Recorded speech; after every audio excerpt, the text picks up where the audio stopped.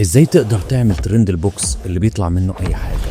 الترند ده قلب السوشيال ميديا حرفيا، واللي فاكر ان هو محتاج برامج 3D وحاجات معقدة، الموضوع اسهل مما تتخيل. في الفيديو ده هقولك السر خطوة بخطوة ازاي تقدر تعمل المشاهد زي دي بنفسك باستخدام شات جي بي تي وفيو 3. كل اللي محتاجه خيالك والباقي عليا. يلا بينا نفتح صندوق الاسرار.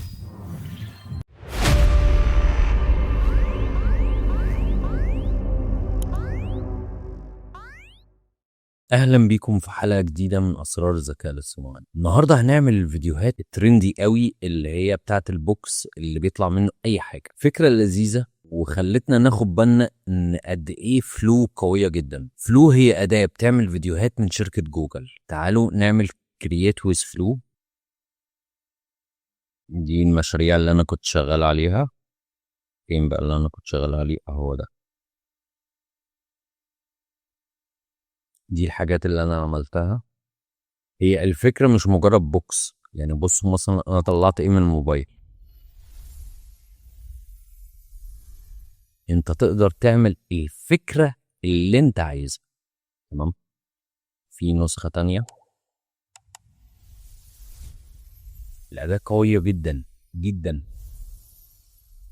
طيب تعالوا نتعرف على الأداة. اكونت البرو انت تقدر تعمله فور فري بمنتهى السهولة جدا. انا شارح الخطوات بتاعت انك انت تقدر ازاي تعمل اكونت برو في جوجل مجانا في الحلقة اللي فاتت. في اخر الحلقه تقدر تشوف الخطوات كلها انك انت تحصل على اكونت برو. طيب اكونت البرو بيديني 1000 كريدت، انا بقى معايا 500 دلوقتي وباقي معايا 500. ازاي نستخدم الاداه؟ هنا في حاجه اسمها تكست تو فيديو، ان انا اكتب كلام للاداه والاداه هتحوله الى فيديو. طيب في اوبشن تاني اسمه فريمز تو فيديو، ده مفتوح قريب.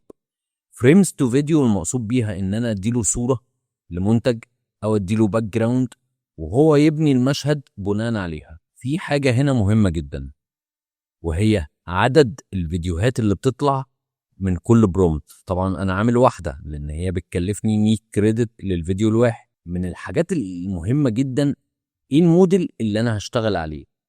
انا طبعا مستخدم فيو 3 كواليتي وهو الافضل على الاطلاق. بس في ايه تاني؟ في فيو 3 فاست، النموذج سريع وبيطلع نتائج كويسه.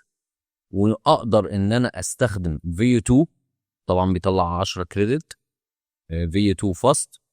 واقدر ان انا استخدم فيو 2 كواليتي، استخدم 100 كريدت. تمام. تقدر تقلب في النماذج زي ما انت عايز. انا استخدم فيو 3 كواليتي. احنا عايزين نعمل حاجه سوا. مثلا اول حاجه هنعملها انا هسيب لكم البرومت اللي انا مستخدمه في الديسكريبشن، في وصف كل حاجه. طب احنا عايزين نعدل البرومت ده. انا هقول لشات جي بي تي هتغير لي البرومت وهتعمل الخلفيه او المشهد الرئيسي اوضه اطفال فيها بوكس، بيطلع من البوكس ده شنط مدارس بستايلات مختلفه ومكتوب باك تو سكول. يلا نشوف شات جي بي تي هيكتب لنا البرومت ازاي.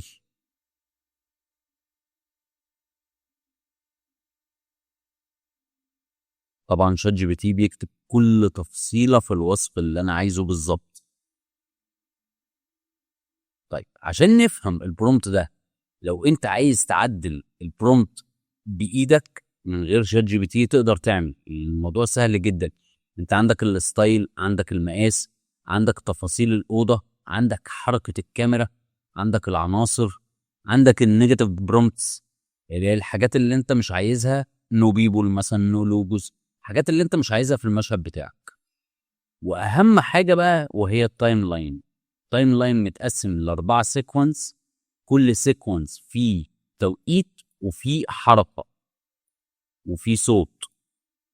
سيكونس 2 في الثانيه الثانيه بيعمل اكشن معين، وكذلك الثانيه السادسه بيعمل اكشن معين.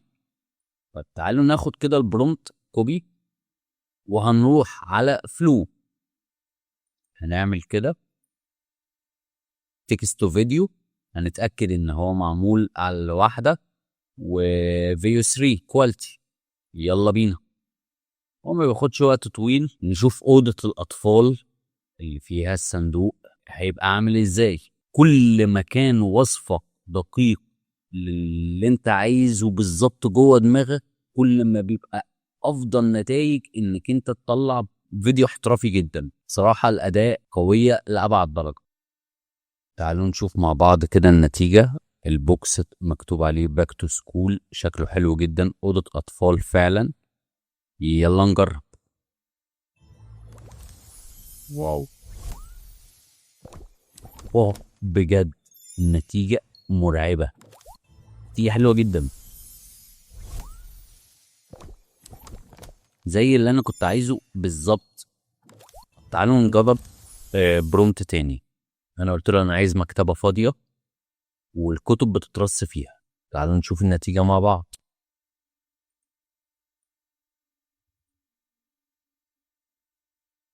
ال1000 كريدت خلص. ماشي، زيرو، شكرا. تعالوا نشوف مع بعض كده النتيجة، يا رب تبقى حلوة.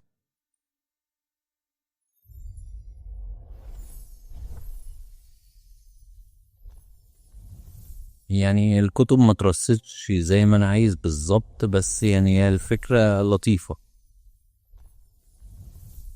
فيو او فلو يقدر يعمل حاجات كتير جدا جدا، وتقدر تستخدم جيميناي هيعمل لك فيديوهات برضو، بس فلو انا بحسها اقوى.